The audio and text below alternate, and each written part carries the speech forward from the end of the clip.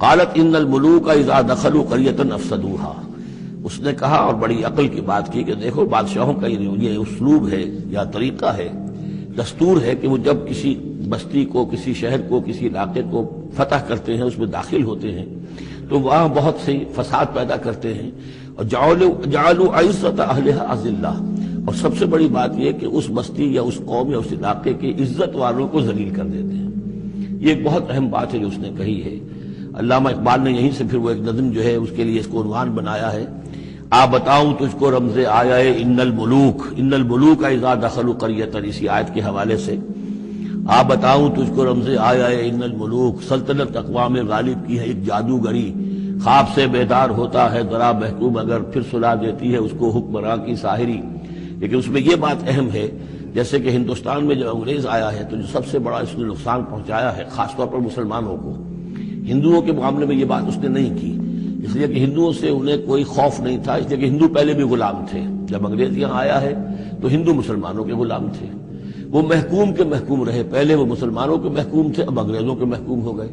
تو ان کے لیے معاملہ چینج آف ماسٹرز کا تھا، یہ نہیں تھا کہ پہلے وہ حاکم ہو اور محکوم ہو گئے ہوں، محکوم کے محکوم رہے، چینج آف ماسٹرز کا معاملہ ہوا۔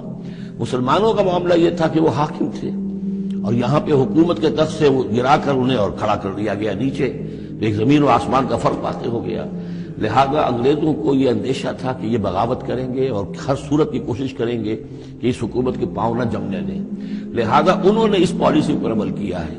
کہ ان میں سے جو کمینے لوگ تھے، گھٹیا لوگ تھے، انہیں خطابات دے کر، انہیں اپنے ہاں رسائی دے کر، اپنے سرکار دربار کے اندر اونچے مقام دے کر انہیں اوپر کیا، اور جو شریف تھے جن کے اندر کے عزت نفس تھی انہیں نیچے دبایا۔ تو یہ بات بہت اہم ہے کہ کسی بھی حکمران قوم کہیں پر اگر وہ قابض ہو جائے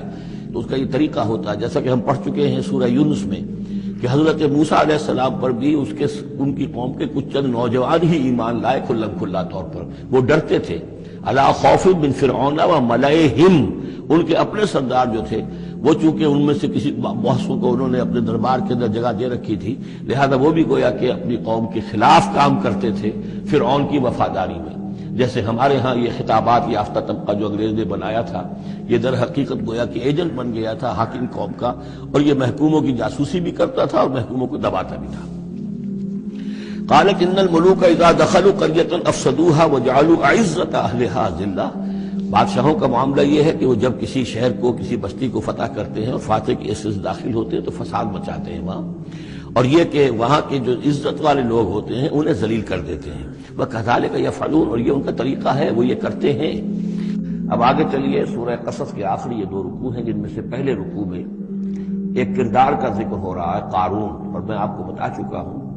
کہ یہ کردار جو ہے اسے بھی ایک فرد نہ سمجھیے، بلکہ یہ کہ جو بھی کوئی حکمران قوم ہوتی ہے وہ اپنی غلام قوم کے اندر اس طرح کے کردار باقاعدہ پیدا کرتی ہے، جس کو کہ کہا تھا ملکہ سبا نے کہ ان الملوک اذا دخلوا قریۃ جعلوا عزت اہلها اذلہ، اور اس کا ایک نتیجہ یہ نکلتا ہے کہ جو گھٹیا لوگ ہوتے ہیں، بے غیرت لوگ ہوتے ہیں، اپنی قوم کے ساتھ غداری کرتے ہیں، انہیں پھر وہاں خطابات دیے جاتے ہیں، نوازا جاتا ہے، ان کے اونچے منصب ہوتے ہیں، آنریری مجسٹریٹ بنا دیے گئے ہیں، فلاں ہو گئے ہیں۔ یہ سب کون تھے؟ یہ انگریزوں نے در حقیقت ہندوستان میں اپنی جو حکومت کو مضبوط کرنے کے لیے یہ ایک طبقہ جو ہے ہندوستانیوں میں سے ڈیولپ کیا تھا، اس طبقے کا یہ کردار ہے قارون۔ اچھا، اس قسم کے لوگوں کو پھر انگریز بڑے بڑے ٹھیکے دیتے تھے۔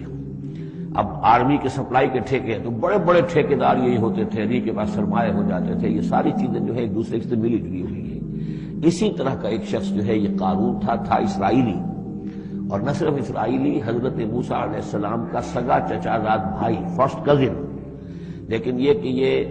حکومت کے ساتھ فرعون کے دربار میں اس کی رسائی تھی، وہاں اس کی پذیرائی تھی اور وہاں سے اس کو مراعات ملتی تھی، اس نے اتنی دولت سمیٹ لی تھی، جیسے ہمارے ہاں بھی بعض اب جو سیاسی کردار ہیں وہ گویا کہ علامتی بن گئے دولت سمیٹنے میں، تو بے تحاشا دولت اس نے جمع کر لی تھی، اب اس کا کردار سامنے آ رہا ہے۔